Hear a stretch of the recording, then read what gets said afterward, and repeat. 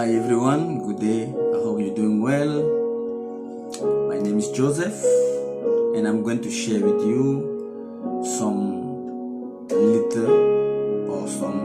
I'm going to share with you some word of God. It is a joy to share the word of God and it is a grace. Yes, my name is Joseph, as I said. And if you haven't subscribed to my YouTube channel, you can subscribe just under there. And you can also put your question under and I will answer you in the next video. So just subscribe and then every time we post a video, you receive a notification. Yes, may the Lord bless you as you listen to this word that I'm going to share with you today. And we thank God for His grace and His mercy. We thank God for this wonderful moment that we are sharing together. May you be blessed as you are listening to this, and may your life never run dry. No more sorrow, no more pain, no more cry. This is just some little word of wisdom that people may know. It may help them to know where they are going. Yes, many people believe that when they go to church, when they say, "Oh Jesus, I accept you as my Lord and Savior," they have been saved already. No. Let me tell you something. Even the Bible says these are signs that will accompany those who believe. In my name, they will cast out demons. They first cast out demons. Secondly, they will talk in your tongue. They will heal the sick, and so on and so forth. So the first sign is they will cast out demons. It means from the moment that you say, "Lord Jesus, I believe that you are my Lord and Savior," that means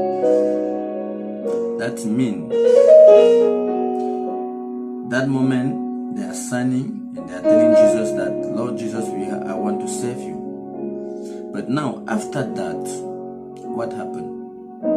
They have now, by confessing that word, that Jesus, I believe that you are my Lord and Savior, they receive automatically a power from Jesus Christ to cast out demons in their life. And that is a process. That's why Peter in Acts 2 verse 38 say, "Confess your sin so that you may receive the gift of the Holy Spirit." So therefore, when you accept Jesus Christ as your Lord and Savior, then you have now to go down on your knee and say, "Father, I am a robber, I am a fornicator, I am a liar, I am a scandal.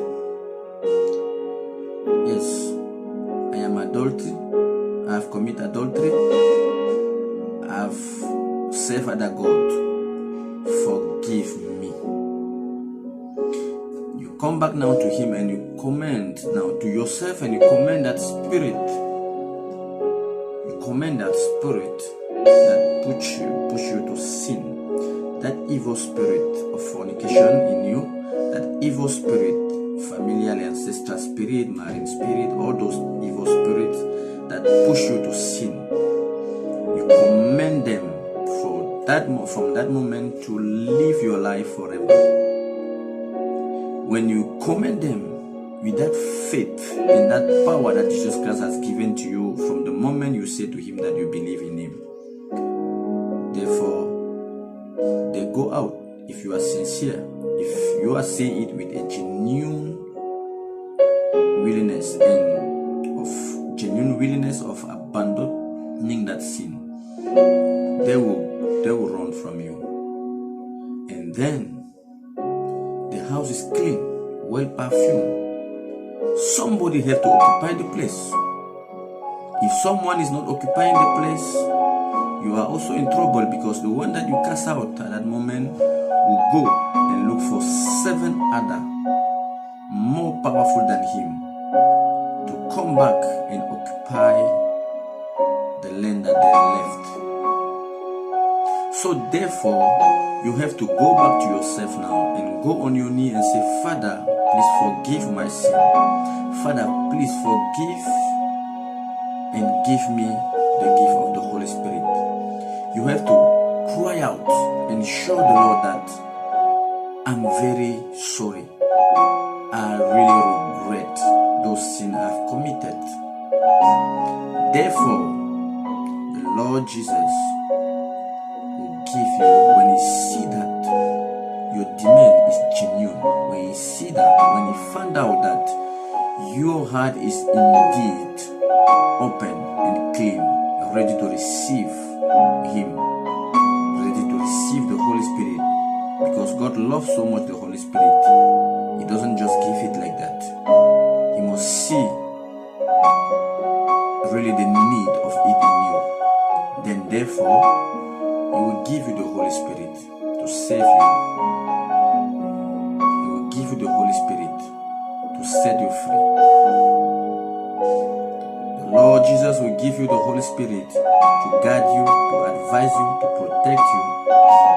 And the Holy Spirit is the only guarantee for you to enter heaven. If you don't have the Holy Spirit, you will never enter heaven.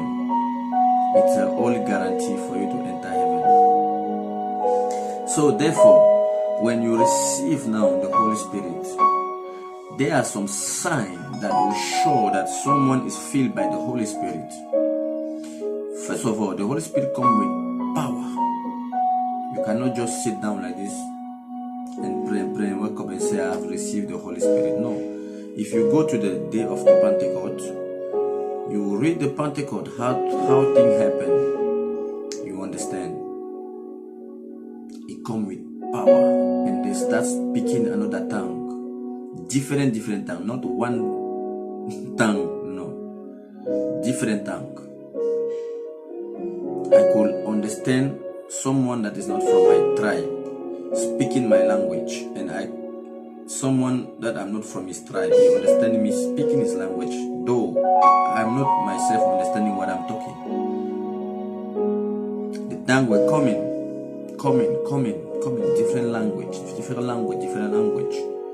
Everyone were not speaking one tongue. They were speaking different tongue, but it come with power. It come with power. That's how they have been. They received the Holy Spirit. And the same thing applies to us today. You cannot go and sit down, someone teach you how to speak a tongue. It's not like that. Read the Bible. You discover the tongue is a gift. You don't teach someone the gift. You don't teach somebody a gift. No. The gift is a gift. The tongue are given to you by the Holy Spirit. To other I give tongue, to other I give the power of healing, to other I give the power of preaching, to other I give the power of prophecy, to other I give them only the power of tongue, to speak in tongue. So tongue are a gift from the Holy Spirit. Allow the Holy Spirit Himself to speak through you with tongue. Those tongues that sanctify you. You don't teach anyone how to speak tongue. It's not the word of God. It's a gift. So, to know someone that is filled by the Holy Spirit is very, very, very easy. You go to Galatians 5 verse 22, and Galatians 5 verse 22 say, but the fruit of the Spirit, 22 and 23, but the fruit of the Spirit is love, joy, peace, long-suffering, gentleness, goodness, faith, meekness, temperance. Against such is no law. When someone is filled by the Holy Spirit, he will therefore start bearing the fruit. He will bear the fruit of the Holy Spirit. It is automatic. It is automatic. When the Holy Spirit is there, He starts working in you. Don't make confusion between the Holy Spirit upon you and the Holy Spirit in you. The one that you have to seek for your salvation is in you. The one who must come and live in you. That's the Holy Spirit that you must seek for. Him to come and live in you. The one who come upon you can come upon everyone. To use that person to do something, to use that person for a purpose. That's why you can walk on the street and you see someone, he will just say something to you. He will give you a message. The Holy Spirit just come upon him to use him to give you a message from God. Maybe to save you from a situation or to open your brain in something. Then, when he come like that, he used the person and then he left. But the one who is new is with you day and night, every second. Is the one speaking in you every time. When you are in front of a situation, he come in you and speak and awake you. He's the one pushing you, wake up and pray. He's the one pushing you, love, putting more love of God in your heart. That's the one. He's the one who will touch your heart and say, please, this issue that is coming in front of you, if you want to overcome this, make an envelope, go to the altar of God, say these words, and put there. It's not the pastor who will say to you, come and sow a seed. It's not the pastor or an apostle or a prophet who will come and say, sow a seed for you to be blessed. No, the Holy Spirit himself will tell you, do it. And when he said that, because the Holy Spirit read the mind of God and he bring it to you. So he will say that, and when you stand up and you obey, you will see something happening in your life, straightforward. So therefore, you see someone who is filled of the Holy Spirit. You see a love that he has from his heart, the genuine love that you see in 1 Corinthians 13, verse 1 to 13. That genuine love you will see in that person, the agape love. The person will have self-control. The person will be able, what you were not able to do before, from now on you will be able to do it. When tribulation comes, you will see him at peace. When battle comes, when the enemy is shaking, making noise, you see him at peace. When things are happening around him, you will be thinking that maybe this person will explode, this person will jump, this person will cry, but you will see him joyful, at peace. He will be the one even encouraging you. No matter what is happening in his life, you see him standing like Job. He said, no, I know my God. He will never leave me. When he promised, he promised. When he will never leave me, he will never forsake me. He stands. He don't forget about that. He don't even look at it. Because the Holy Spirit in him is giving him that peace and that assurance that God is with him. The Holy Spirit in him is giving that assurance. Is bringing to him that peace and that joy. That's why Jesus said, the peace and the joy I give you is not what the world gives you. That's why you see a Christian, a genuine believer, no matter tribulation around him, he don't mind it. No matter how you provoke him, he knows how to control himself. That is someone that is filled by the Holy Spirit. When you see gossip, he run. When you see fornication, he run. When you see any kind of unclean stuff, he run. When you see sin, the Holy Spirit already, at night even, he come and tell him, tomorrow, there will be temptation. And the devil will never understand why this person, I can't catch him. Because he have the Holy Spirit. Those are the advantage of having the Holy Spirit. The advantage of having the Holy Spirit. It will come and tell you. If someone is trying to kill you by accident, if something is happening tomorrow, it will come and tell you, don't go out tomorrow. They are waiting for you in that junction to shoot you. They are waiting for you in that junction to bump you, and you may die in that accident. That business you are going to do tomorrow, God is not in it, don't go. It's not a good deal for you. He will come and advise you and tell you that thing you are planning to do is not the right thing. He will come at night while you are sleeping. He will speak to you. He will bring you a vision to show you what is happening tomorrow, what is happening in 1 week, what is happening in 1 year, what is happening in future. Those are the advantage of the Holy Spirit. He will come and tell you what is the mind of God for you. What is God planning for your life? Brethren, do not be deceived by false doctrine. Seek for the Holy Spirit, and He will give you everything you need. When you need money, the Holy Spirit will show you the way, because He brings you the wisdom. And when you have wisdom, you can achieve everything. He will give you the right wisdom to use for you to obtain what you need. He will put the right word in your mouth to speak, so that whatever you say will convince the one in front of you. Because the Holy Spirit can read the mind of the person, and He can use your tongue to speak. Even when they bring you to the truth, when they bring you to court, don't say your own word. Let the Holy Spirit speak through you, and you overcome the challenge. Those are the advantage of the Holy Spirit. You will be somewhere, just suddenly you will hear something saying you must go. And when you obey that voice and you leave, a few minutes later you see someone calling you and say, hey, when you just left, this happened here. Those are the advantage of the Holy Spirit. Brethren, I'd advise you, seek for the Holy Spirit, and it's the only guarantee for you to enter heaven.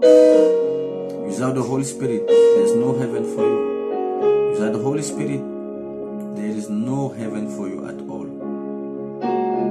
No deliverance will bring you to heaven. No money will bring you to heaven. No marriage will bring you to heaven. No blessing will bring you to heaven. But the Holy Spirit will bring you to heaven. The Holy Spirit will help you. And to obtain it, you pass through repentance. Repentance, before they cast out demon from you, before they deliver you from a demon or a spirit that is disturbing you, you need also to repent. Because if they pray for you and cast out demon from you now, and tomorrow you go back to the same sin, the house is empty, there's no power in you that is helping you to maintain that deliverance. There's no strength in you that is helping you to maintain that deliverance. It's only the Holy Spirit who can give you that power and that strength to maintain the deliverance that you are receiving. And therefore you will be safe. That's how God saves. Please, take this seriously and apply it in your home. Go on your knee, cry. If you haven't received the Holy Spirit, say, Father, take the advice of Paul in Acts 2 verse 28. Father, I have sinned against you. Against you only I have sinned. If you know somebody, a brethren that you have sinned against him, go and ask him forgiveness as well. He will forgive you, and God will forgive you. And once God forgives you, continue crying to Him. God, I need the Holy Spirit. Don't sleep. Don't let Him alone. Don't let Him 1 second. That's why Jesus gave us the parable of 3 bread, the 3 loaves of bread. You knock until He said, please take and go and leave me alone. You must knock the door of the Lord. You must knock the door of God every night, midnight, 3 o'clock. Every time you can pray, just go on the knee. Father, forgive me. I need the Holy Spirit. Father, forgive me. Set me free from this bondage. I need the Holy Spirit. Father, please give me the Holy Spirit. Father, I need the Holy Spirit. cry out to him, knock until he gives you the Holy Spirit, and you will be safe. Brethren, I'm telling you this, you enjoy the fruit of the Holy Spirit. You enjoy when the Holy Spirit is operating his fruit in you. You enjoy. It is a joy. It is very good, fruitful, very nice. You enjoy, brethren. May the Lord bless you as you have listened to this with me. So if you have any question, you can just put it under as a comment, and I will answer it on the next video as the Holy Spirit lead me. I believe this help you to know where you are standing with Christ. And may the Lord bless you, protect you, and guide you. May the Lord grant you wisdom, understanding, so that when you get these words, it must not be in vain, but it may help you to become somebody that God wants you to become that person God wants you to become. May the Lord bless you, bless your family, bless your finances. May the Lord protect you against all evil